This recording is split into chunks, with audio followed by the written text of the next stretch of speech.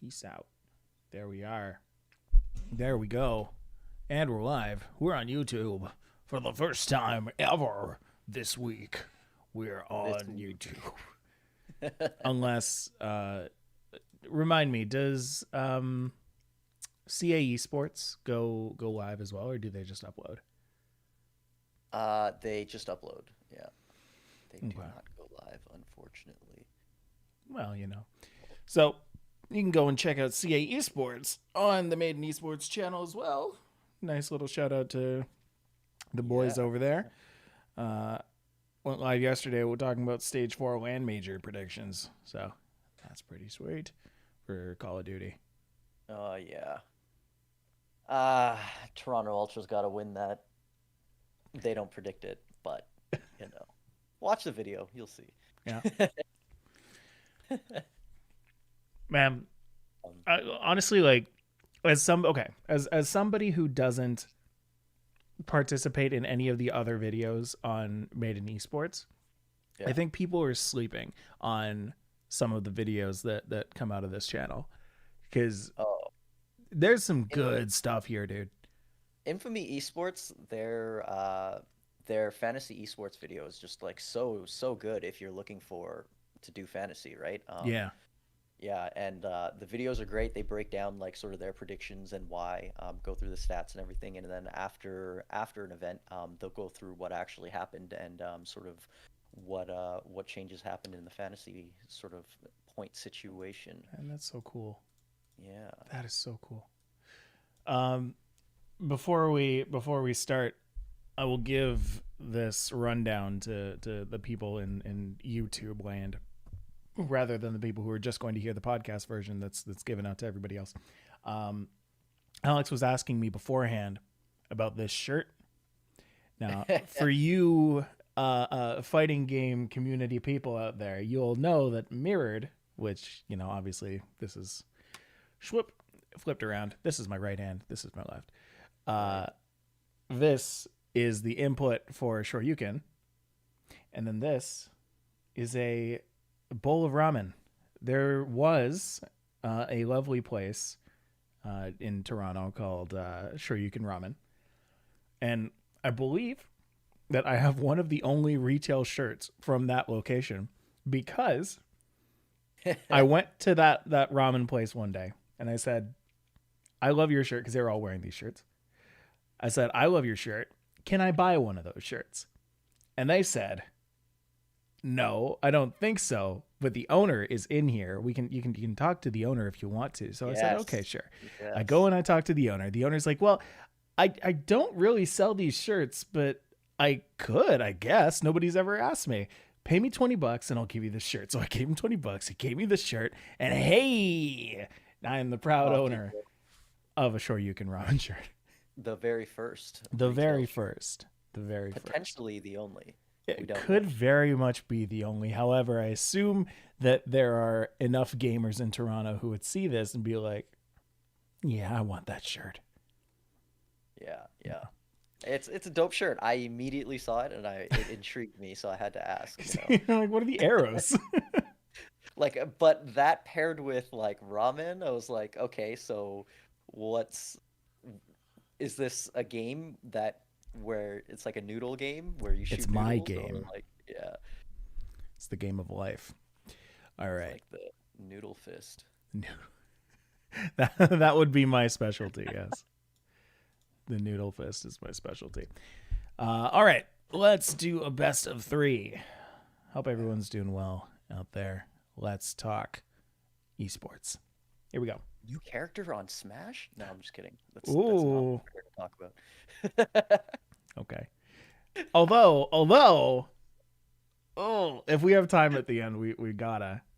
I don't know if we will. In the situation, I love the trailer. It was so good. It was so good. Yeah. With the Kirby at the end. Oh, well, cause there's so much that it implies, like the mixing of the fighting game community again, because they already did that once with Street Fighter. Anyway, here we go. Yeah. Hello and welcome. Oh, one more time. I will stop. I will hit record this time on my audio and yours as well. That's a thing. Yeah. Good. Have a lot of those moments. Yep. Okay, and I'll hit record on this and that. And Alex, are you recording? I am. Wonderful. Here we go. I am. Yeah. Hello and welcome to Best of Three, a podcast made in esports. I'm Mike, and all the time, once again, I am joined by the one and only Crispy Kim, one and only Alex Kim. Alex, how you doing today? Ta-da. I'm here. Ta-da. Is that a new Parabellum shirt there? Oh, is that something you see? It's the Sakura line exclusive. No. Yes, the exclusive line for Parabellum's trip to the Six Invitational in Paris. Yeah. Is that available anywhere? This is not preempted by anything. I just noticed the shirt and I want to ask, is that available anywhere? It is esportsapparel.com/Parabellum esports. You can go, just /Parabellum, I believe. Okay. My bad. Yeah. Can confirm. There it is. There it is. Bought. Yeah. So there's this dope shirt, this t-shirt that I'm wearing. There's also a hoodie. Yeah, and just this stonewash and everything. It's very nice. On the back you can't see it, but we got more of the Sakura blossoms and everything going. So yeah. SI in pink. Yeah. That's a bit. Oh, and the back is like it's different from what it used to be. Yeah. Can I show this here? Let's do this. Let's see. Give me that shot there. Oh yeah. There it is. Woof. That's a good back for that shirt. Designed by the talented, the one, the only Drew Face. Yeah. Heard of him. There we go. Sorry, just finishing putting my info together and paid. Cool. Wow. Well, that was fun.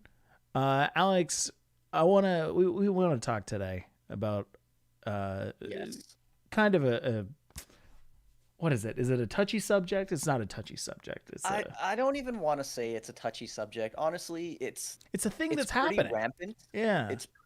It's out there, and it kind of, people just sort of turn a blind eye, but it's definitely there and everyone sees it.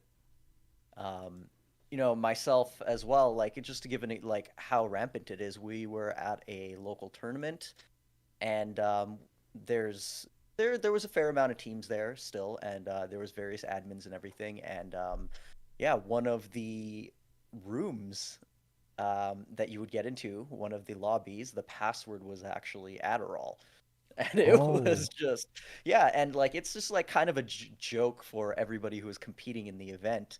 And, like, everyone there knew, but it's not something that was out there publicly, right? And I'm not going to name, which tournament or anything, but like, it's out there and people know about it, and it's just sort of just there. So as Alex mentioned, today we're talking about the use of recreational and non-recreational drugs within esports, because it has been something that has been highlighted. It's been something that's been an issue for years, but is only recently now being really spotlighted and really I want to say used and abused, but that's probably not the right word when it comes to drugs. Like, you know what I mean?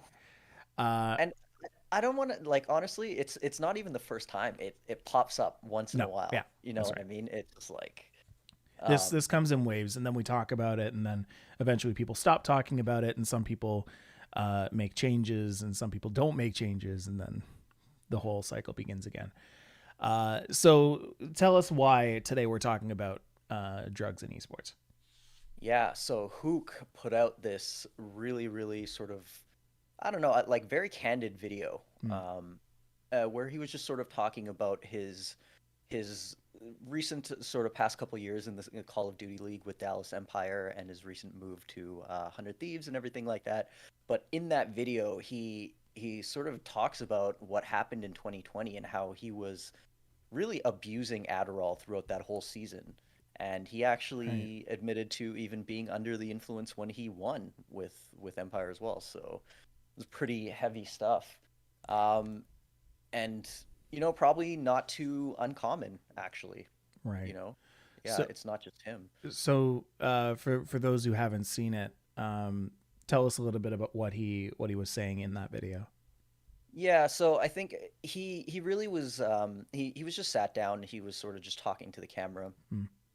one of those videos, and he really was just talking about how he felt off, and he really noticed it when he won that championship in 2020, and he compared it to some of his first wins, like when he was a lot younger, 16 years old, and he was sober. And Hmm. just the feeling of those sober wins and then comparing it with when he was under the influence, he sort of realized how much that it sort of changed him and changed his personality, even how he felt about Call of Duty, the game that he supposedly loves and plays as a profession, right? Hmm. Hmm. Yeah. So it really, I think in the off season, he really took some time to reflect and look at these differences. It was making him, angrier. He was sad. It just sort of changed his personality in a way that he didn't like, and he didn't like behaving that way. So in the off season, he actually said he kicked Adderall completely, which is which is amazing. Right. Yeah, and that. Sorry, go ahead. Yeah. But I was going to say, but Adderall famously, for those who don't really know what Adderall is, we'll get into it in a little bit. But famously, it is a very hard drug to kick permanently. It's a big like withdrawal phase, goes through several withdrawal phases afterwards, and to be able to kick it completely is wonderful. But there are a lot of people who you know kick it and then have to kick it again and then have to kick it again. So um, yeah, Well, it it's looks tough. like he's doing well right now because that really 100%. Yeah. led him down a path of just a more healthy lifestyle, right? His mental health, like I think, just really was taking a hit, Yeah. and he really needed to do something to change. So he kicked that. He started doing other things like taking cold showers. He started meditating. He started eating healthier. All of the stuff over the course of the next season, right? 2021 into the season we're in now. And I think the crazy part about it is his teammates kind of had some things to say about, well, according to him, had some things to say about his new lifestyle. You know what I mean? Okay. That they actually didn't like the changes that he was implementing. Mm, That he was almost like too positive, like, and it wasn't really helping the team. Maybe I'm not wasn't sure. really supportive of his lifestyle change kind of thing. Yeah, I don't know. Hmm. Maybe like COD is a pretty, they do a lot of shit talking. It is Sure. it is an angry esport. If you're too Sure. like fun loving, maybe you don't fit the culture, but But it's still, I mean, that's if you're going to be on a team with anybody and somebody's going through something as serious as that, um, I think it's kind of up to everybody in the team to be supportive of that and like to really, make them feel like what they're doing is the right thing. So was this on his old team or in 100 Thieves? so this was talking about his old team with Dallas Empire, and he recently was traded and benched by 100 Thieves. So yeah. Benched by 100 Thieves. Yes, so he was traded onto and then subsequently benched soon I see. after, I see. which And which was crazy. was Yeah. there any reason cited, or does this have anything to do with I the think other? Or? they're just working through Okay. rosters, honestly. Like I don't really know too much about like why. Obviously there's Sure. speculation, but Sure. yeah. No, and I mean, I hope that what I said earlier isn't misconstrued. Like, I don't think that it's going to be a necessarily difficult road for him. I'm sure it already has been a difficult road for him to get clean, so to speak. But Yeah. it was more highlighting the fact that like it is very difficult for people to just completely quit something like Adderall. With with Huke changing his lifestyle completely, that's kind of like what you have to do. You Right, need right. Yeah. to, start taking the cold showers, meditate, eat healthy, that kind of stuff. Like completely 360 your life or 180 your life, in order to kick that. So anyway, to highlight a little bit of what Adderall is, to let people know. Adderall, it's a combination of amphetamine and dextroamphetamine, which are two central nervous stimulants. So it really I want to say messes with, but alters kind of the brain chemistry to improve your focus and reduce like impulse control, or to not reduce impulse control, to maintain impulse control, increase impulse control. That's it. And increases the dopamine levels in your brain. So you get like really big hits of, again, this is from somebody who hasn't ever taken Adderall, but who understands through other people who have, and through understanding the biology of it, is it gives you a big hit of dopamine whenever you actually accomplish something, while also increases your focus, which, I mean, if it weren't like the fact that it's a drug and it has these other side effects to it, sounds pretty good. Yeah, because like for gamers, like especially what do you need in a performance enhancing drug for gamers? You want to like focus better, you want like better, reactions and quicker movements, and you want to be able to do it for a long time. That's right. Right. And so typically this is used for individuals who have ADHD, attention deficit hyperactive disorder, where it's difficult for people to focus on certain things, which, gaming in and of itself kind of helps to stimulate for some people with ADHD. But outside of gaming, some individuals will take Adderall in order to control that, in order to maintain proper impulse control, in order to maintain focus, and it, in order to function in a typical way. So it, again, something that was originally used for better intentions, but was then kind of taken on by gamers to boost their attention span and their endurance. It's used recreational too, like recreationally. Sure. And I would say this is almost like recreational as well. I mean, it is sort of performance enhancing, but it's not for its intended use, which is the major issue. No, exactly. And I mean, a lot of students will use it as well. Students in like high pressure university programs, or high pressure exam situations where, they just feel like they need to focus. And that's the common, I think that's the common thread with Adderall, is it's really taken by people who are in high pressure situations, who need to perform, and it's crunch time, and that's what it's for. And there's just, I think, not just Huke, but there's just so much across all of esports, instances of people sort of anecdotally claiming that this is just everywhere. Pro players across, Counter-Strike, actually, like Counter-Strike, Overwatch, and like most of the games that I see sort of this stuff is FPS games. Yeah. It seems to be with sort of the reactions and the sort of aiming and focus that that's where it's really concentrated in. For sure. Yeah. Now it's big in esports, and we're going to get into a little bit more of how big it is in esports and all of the different, cases and case studies and situations where it's used, as well as what the industry is doing to regulate this kind of thing. We're going to be talking about that and more when we come back from the break in just a second. Cool. Oh my god. I think something got stuck in my throat or something. I just died. I couldn't talk for a second. I'm gonna grab some water. I'll be right back. Do it. Go for it. I'll talk to the people. It's a very typical thing that happens while podcasting.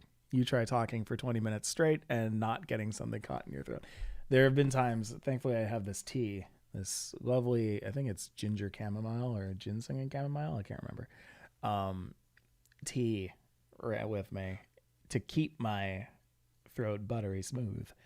But I mean, there have been times where, not having any kind of water or anything like that, I will just be gone by the time the break comes.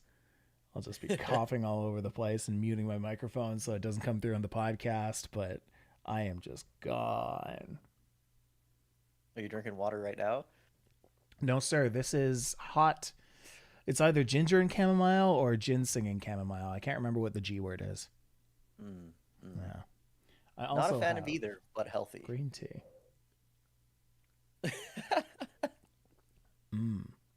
Two very different kinds of tea. Yes. I've become a very big tea drinker these past couple weeks. Oh, I love tea. To the point where like I kind of want to keep a kettle down in my office with me so that I can just, flick that on, boil up some water, pour up some more tea. Easy peasy.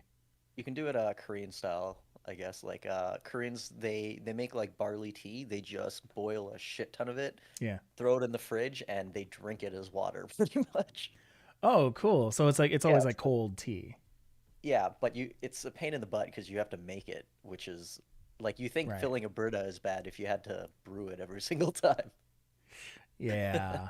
Yeah, no, I don't know about that. Yeah, but that's a very traditional Korean thing, I feel. That sounds like the idea of making lemonade. Just like, but there's no sugar, Yeah, like, exactly. It's like close to water. It's like flavored water. It's healthy lemonade. It's lemon water. Whatever. People do that too. Anyway, let's get back into this. Here we go. Oh, wait, let me look at the time. 16:20. This really does help whenever I look at the time before we start, because when I'm editing, I'm like, okay, just go to this time. Cool. And we're back. Welcome back to Best of 3. We're talking Adderall. However, the whole concept of drugs in esports, it's kind of become a slippery slope just from the idea of altering your perception or consciousness at all before going into play a game.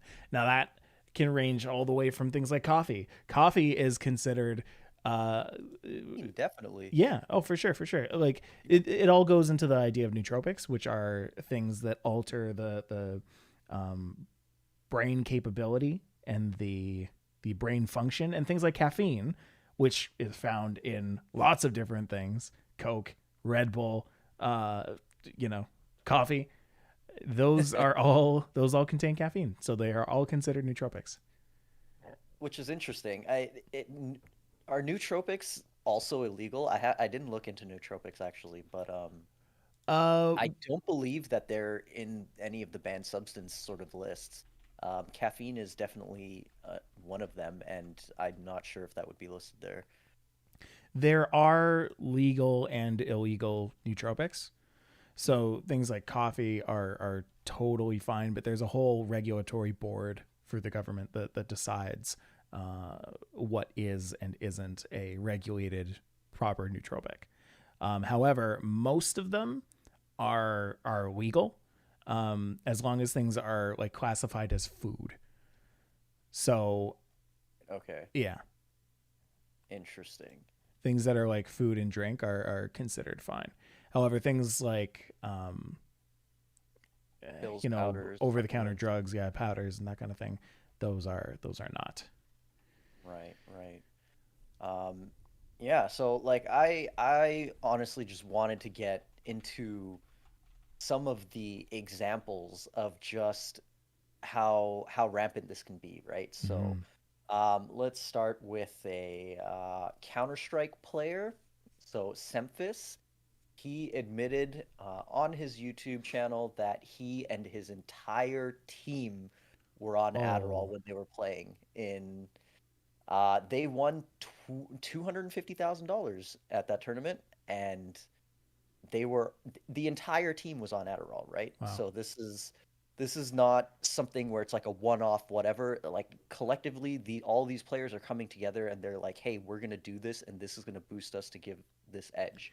Now, not to say that drug is what got them there. I think the point to all of this is that each of these players were so entrenched in the game and so focused on the game that they felt that they needed something extra to keep that added level of focus so that they can kind of push their game to the next level. Not everybody in esports does this, but there's a lot of people who do, and a lot of people who have admitted to this and who have admitted that it does not do them any favors in the long term.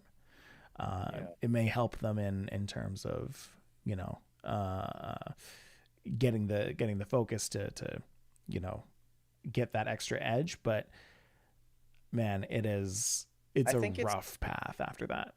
It's ridiculous that it was a full team, and really that just it makes me question whether all of them wanted to or not. Right. You know, there could be some pressure here, either by like the coach or management or whatever. Hey, our players should do this. Now, probably not the case. I would guess that in most cases it is limited to sort of the players. You know, like a coach would not demand of their players that they do these drugs, right? I just don't see that happening. I think that's going too far. But obviously, you know, some of them were doing it. Maybe they pressured some of the other players, like, hey, we really need this. And that's what really concerns me, because it's not just a one-off guy doing it in the corner, right, without his team knowing that he's taking these either, you know. Very sort of out in the open. Another case, so Taimu, this is an Overwatch player. He in a live stream claimed that there are about 20 or so players in the Overwatch League that use Adderall. So yeah, like 20 players. I mean, how many people are in the league though? That's 20 that he knows of. I wouldn't say it's like an incredibly large amount, but still something that is damaging. You know, that's still a large amount of people. Yeah, I mean, I'm also a little put off by that statement. That, I mean, and again, I have zero context as to where Timo said this. All that we know is during a live stream, but you know, the fact that just kind of putting that out there is dangerous, because now it's got me, like, every time I'm looking at somebody in the Overwatch League, I'm like, oh, okay, let's keep an eye on this person, you know. Is he or isn't he? Right. Especially because Overwatch League now has like the always on like face cams for the players, so you can really, like, you can see that. But I'll watch them. So the crazy part about this is there's a response from High Distortion. So this is a former Gears of War player, and he claimed that easily over half of Gears of War players were using this. Oh no, that's crazy! Like, easily half. Wow. Like, and again, I think Gears is particularly one of those genres, those titles in esports where it's just really a lot of high octane, like a lot of shit talking, like a lot of energy, and I think that's somewhere where a drug like this could thrive. I agree with that. Yeah, like it's a lot of small precision moves made in such a high pressure situation that, you know, I can understand how people feel like they need to have that next level of focus in order to get there. I wouldn't even, I don't know, to me it's, I have seen people use it before who have been on it, and to me it seems like they have a ton of energy, and like releasing that like after a match to just like, yes, let's fucking go, or like, you know, like, and then the trash talk that follows that, and like the just all of that, it feels like it sort of fits right in with all with the drug, and that may be why it's so prevalent there, a little bit less so in a more, I want to say, like corporate type league like Overwatch, you know? Yeah, and I mean that's it the let's go kind of mentality, that's in some cases that is the increased dopamine hit. That is how these people are feeling, like these extreme rushes. However, the problem with dopamine is that there are highs and there are extreme lows. So the more dopamine you get, the Yeah. harder the crash is. So it can be rough. That's why there's what's the word, convention depression or something like that. Like once a convention is done, Oh, and you yeah, feel like that, like kind of sadness after, you're like, oh, the convention's done, like, nah, it's over now. uh that's what that is that entire convention was just full of dopamine inducing situations, which made you happy and happy and happy, and then right when it's done, there's that low. yeah, and yeah, that's not even drug induced. That's No. just how your brain works. Mm-hmm. This is how your brain works, and if you force your brain to do this, this is going to happen, period. You know, there's no way, no getting around it. That's the way your body works. So, Right. um, and it's really rampant. There have been some players that have even sort of retired. They wanted to get away from the drug use and things like that, and Right. uh, it's yeah, it's really brutal. It's a brutal drug, and I don't know if there's any real way to fight it. And that's really my biggest concern here. Like Yeah. what can be done? So especially now when we're all at home, it's difficult with the amount of like work from home and play from home that's going on in tournaments. It's difficult to you know uh, to police that. A little bit easier in actual tournament situations, but even then, kind of not really. Like Less the so, but online landscape right now makes it impossible. It's just right. not possible. Yeah. Anybody can do it. It's like not gonna happen. Actually, okay. Let me let me ask you this first. Do you think Adderall actually helps? I guess having not having taken it, either of us, we wouldn't really know. I think that and I need to be careful about my words here because I think the short answer is yes, but there's like a big asterisk to that, right? Like it's like how if you buy a high level league account or a high level Dota account, you'll be able to Okay. play at the higher levels. You might be good enough to actually contend there, but in the long run, you're not going to have a positive experience because you didn't work your way up there. You don't have the same kind of skills that everybody else who did work their way up there have. Okay. And that isn't, and again, I need to be very careful with my words because that's not saying that these people haven't been practicing. What I mean to say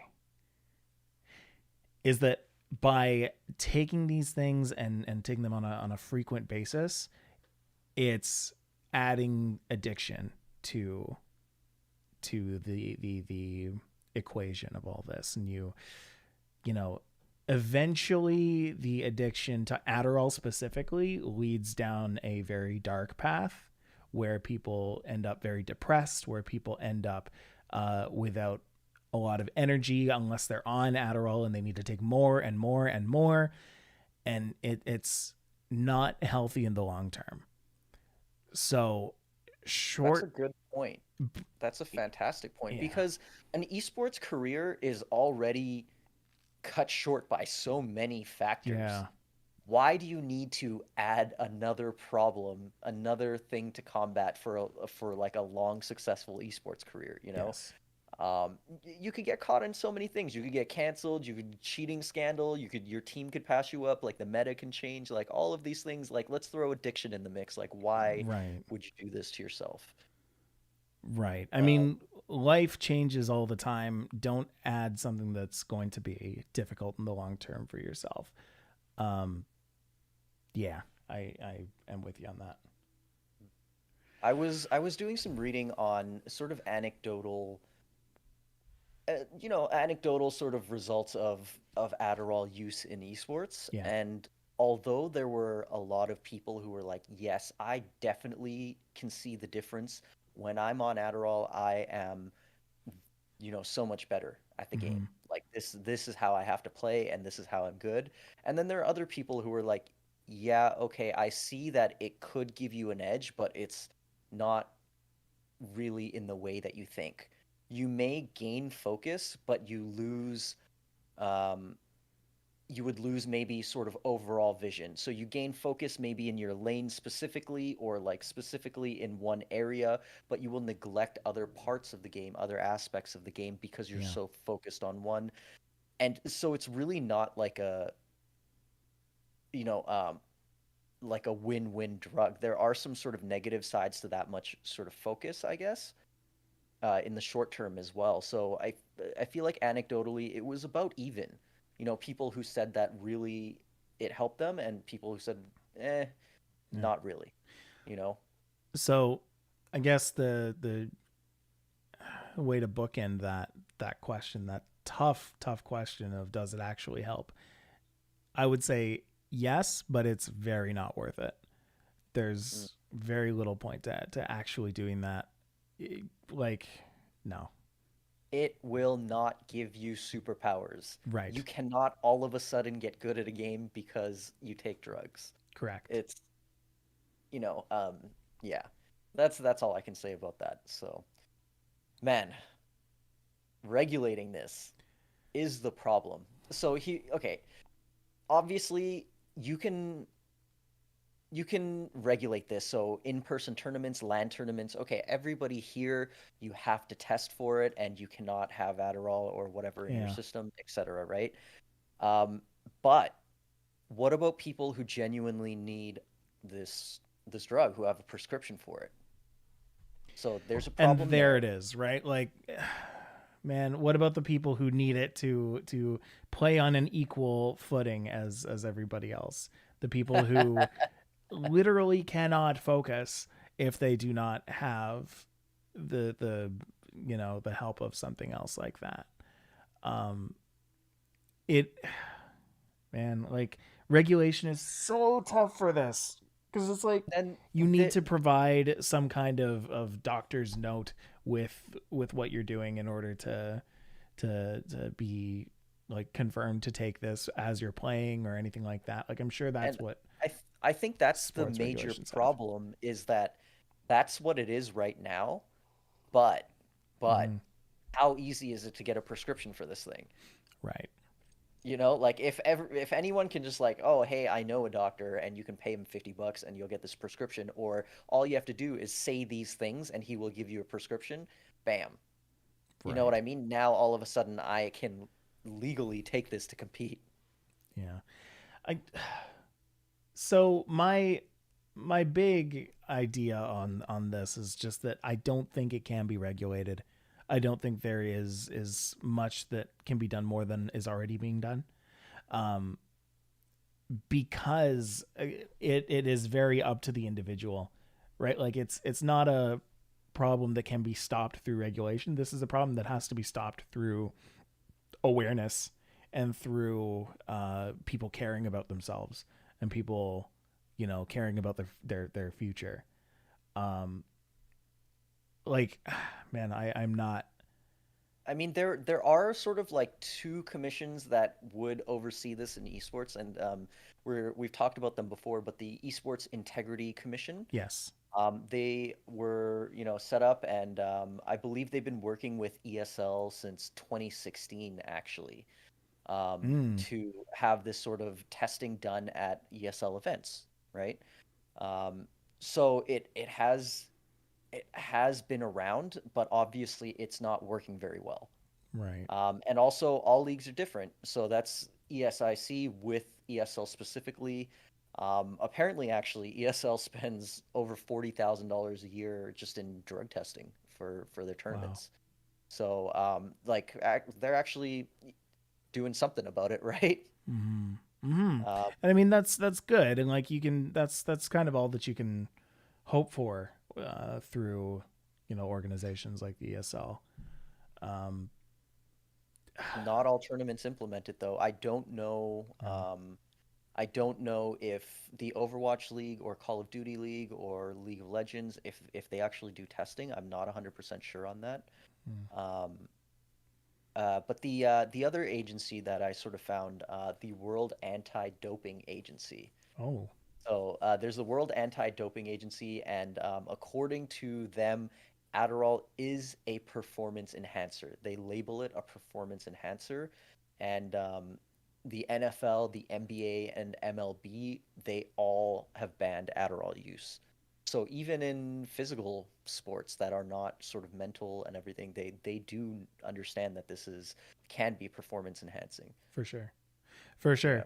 And I mean, there's a whole other set of issues in traditional sports with performance enhancers as well. And I mean, it got so bad that the World Anti-Doping Agency had to go and ban so many things like Adderall and other things.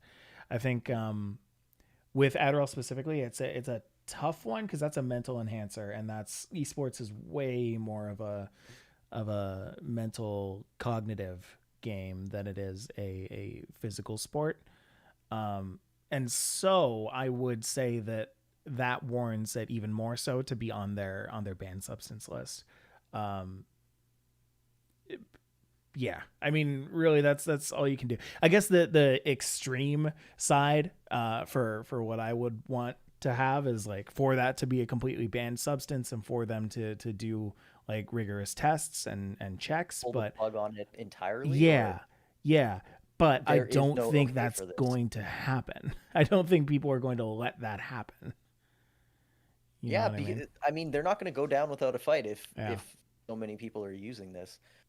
I think I think the people who should and would know best would be the teams themselves Yeah. if their players are actually using this.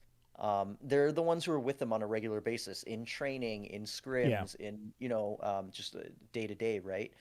So in that situation, I think teams should really look at this as, do you care about your players' health? Yeah. Like, okay, yes, I'm a team, I'm an org, I'm a coach, and I see that my players are using Adderall, but they're performing fantastically. Right. We're winning all of our games and everything, and we're on a run. Do I really want to stop them?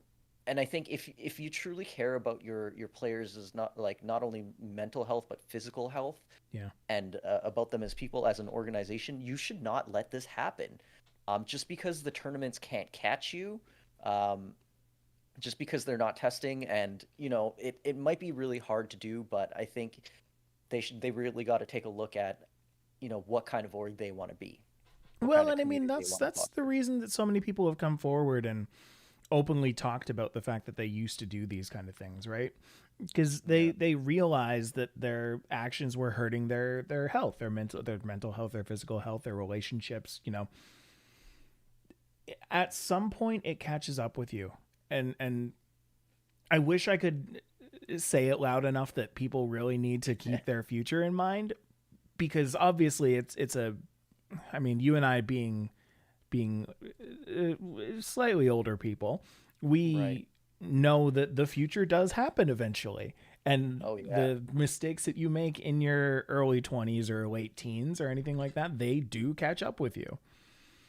And so I wish that I could say that, but at the same time, I know that the early 20 somethings and late teens will be early 20 somethings and late teens, and they will not listen to people older than them and telling them what to do. And that's kind of the road that they need to go down in order to grow as people. So it's tough being a parent, man. It's tough being a I'm parent. happy I'm not one right now. Yeah. Talking about this, I would not want to sort of have to worry about my kid and drugs. Well, and that's another thing. Is like, imagine the parents of all of these, people going into esports, hearing about this and saying that, people who get really, really into esports have the tendency to go and start doing Adderall in order to continue playing at a high level. If I were a parent and I had a teen who was doing that, that's a huge step. That's a huge step back for me, because here I am, a parent who's trying to get behind my child in their quest to become the next, faker. And like, us as professionals are doing all that we can to kind of push that narrative and say like, hey, it's okay, actually, like let your kid participate, be supportive of your kid. And then we're also saying, yeah, but also be careful about Adderall, because I that's out there. it's yeah, I think it's if you compare it to traditional sports, it's the same too. When you Oh, get for into the sure. competitive level, it's the same thing. But sports has the protection of this sort of um, ideal that sports are healthy and that they're good for kids and all of this, and Yeah. they're sort of protected by that image. Yeah. But esports being sort of unproven as it is, it doesn't have that established reputation, so Yeah. it can hurt that much more, you know. Um, yeah, I I don't know what to say, what else we can say more about I don't this, and think I there just is. beating a dead horse, but just look out for people that are close to you that may be doing this, and talk to them. Absolutely. Absolutely. Go and talk to your people. And you know what? I refuse to end on such a wholesome note. That is not what I am about. So for our last couple of minutes here, let's talk Super Smash Brothers. All right? You We're had to switching do it. gears completely, because you know what? It's been a heavy episode. It's a Yeah. situation that, you know, a lot of people haven't really taken a side on, because they see it and they're like, I can't do anything about it, but I also don't know if I can do anything. Like, it's tough. It's a tough situation. And so we've spoken about it, and now you've heard it. Do your research, continue the conversation. Let's talk about Super Smash Brothers Ultimate, because E3 was this past weekend, and they revealed who was it? Kazuya? Is that Kazuya, yeah, yeah. Kazuya from Tekken. Kazuya, yeah. Yes. Um, Kazuya from He had Tekken will such be a joining the roster. fun trailer, man. The I trailer was loved it. amazing. I just loved the ending too. I thought it was hilarious as a Kirby player. So Oh, true. Yeah, yeah. Kirby never dies, man. Uh, no, it's man. I think the entire time that I was watching that, I was like, this is. It was the same kind of feeling as when Ryu and Ken were introduced, where I was like, this is going to be the thing that brings a community in. This is going to be the thing that brings people from Street Fighter over to Super Smash Brothers with Ryu and Ken. With Kazuya, this is going to be the thing that brings Tekken players over. They're just finding these reasons to overlap all of the communities and just bring them all in. Everyone is here. It's so fun. Like King of Fighters, you had Terry come and like I Mm-hmm. thought that was super cool just because I hadn't thought about, King of Fighters in a while. But Tekken is something that was, that's been growing and doing really well. And, it's something that I think a lot of people were interested in seeing. They've Mm. been looking for this kind of collab and it's happened. Well, because So Tekken's been such a popular game for so long. yeah. Like King of Fighters was a fun throwback, but not as big as Tekken by far, by far. And now that less people are playing Street Fighter and more people are playing, I believe that the Tekken community has kind of overtaken the Street Fighter community. Correct me if I'm wrong here. I feel like it Um, very much used to be the opposite. I'm not sure with everything happening online. I'm not sure how that sort of shifted things, but I do Mm. believe that Tekken was a little bit better online than Capcom's sort of netcode. But Right, right, right. I'm not 100% on this. Okay. But anyway, like I feel like Tekken has really kind of created a voice for itself over the past couple of years. Yeah. Since like I want to say is Tekken 7 the most recent one, or Yes. is it? Yeah. Yes. Yes.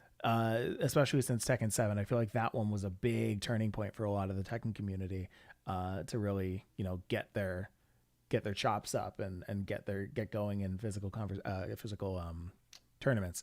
But anyway, I think that that's super super cool. I think that's going to change the face of Super Smash Brothers, who has kind of had a weird year and a half just among all of the weirdness that's been going on. Like I feel like the Street Fighter, the Super Smash Brothers voice has kind of died down Yeah. It's a something lot in exciting. particular. It's something like fun and exciting for the Smash community that we haven't had in a while, I Mm-hmm. feel. and it just brings it back. Do you know some of the drama surrounding sort of the character release No, with there's oh categorizing him as no. Shoto? Yeah. So the people I guess Smash players are categorizing him as a Shoto character, which is as the FGC. This is an FGC term. This is a Street Fighter term, and it is the style of fighting that is Ryu and Ken. You know, you're basic, you got like a dragon punch, you got like a hurricane kick, and you got a fireball, and then it's like the main character of every single game. That's a Shoto character. So the Smash community has dubbed Kazuya a Shoto character as well, and the FGC is like, no, you are wrong. He is not. And Oh, that's where some of this is happening. I feel like there's a little bit of, you know, like we're better than you Smash players coming from the FGC, but right. yeah, a little bit of turning their nose up at them, but yeah, Interesting. Okay, okay. So I'm kind of understanding this here. So Shoto, I'm looking this up, comes from the term Shotokan, which yes, is like a base level like training character, like the character that you play when you first enter the game. So like for Street Fighter, it's Ryu and Ken. For Mega Man, it's Mega Man. For Sonic, it's Sonic.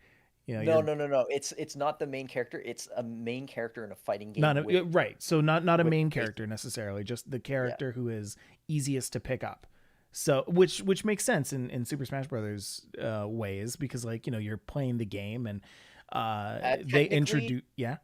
technically they have the archetype of Ryu and Ken. So some sort of anti-air Yeah. punch, a fireball, and then like a horizontal, Hear me kick. out though. Hear me out though, because Okay, okay, okay. I'm gonna hear this is you out. I'm what's gonna hear you out. I'm on that same page. So Okay, okay. this is what Super Smash Brothers is trying to do. They're trying to bring in all of these characters who you may not have actually played before. So Mm. you know, you're bringing in a Ryu, you're bringing in a Ken. You learn how to play those in Super Smash Brothers. You'll be okay to play those in Street Fighter. Like you'll know some of the inputs if you learn the way that, you know, they ported it Ooh, over into Smash. right. So same kind of thing with like Mega Man. If you go and you play a Mega Man game, you are introduced to Mega Man and you're like, "Oh, I remember him. He's from Smash." You go into a Sonic game, "Oh, I remember Sonic. That's from Smash."